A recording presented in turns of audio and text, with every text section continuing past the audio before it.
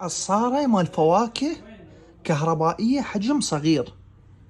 الحجم صغير، شوف الحجم مالتها، يعني تقريبا لترة وشوية كذا، كلش حلوة. عصارة مال فواكه وتشتغل طاحونة أيضا،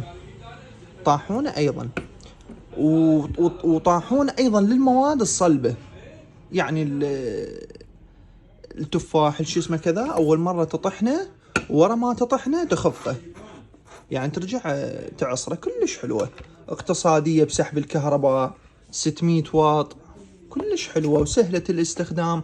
وقطعة مال بالا، هاي قطعة أصلية شركة سيلفر كريست ألمانية مال بالا، مستخدمات بأوروبا، نسبة النظافة 98%. يا أخي عبالك استخدام واحد، عبالك يعني ما مستخدمة، بس هي أصلية مال بالا، قطعة أصلية وحلوة ومميزة، وسعرها جدا مناسب استاذي. شوفوا لي الجهاز، طبعا كلش ثقيل ودواخله كله نحاس 100%.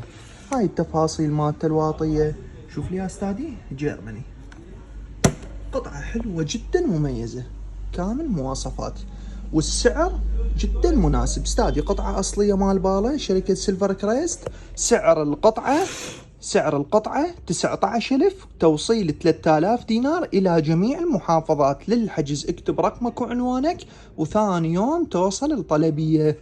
أهلا وسهلا بكم. شوف لي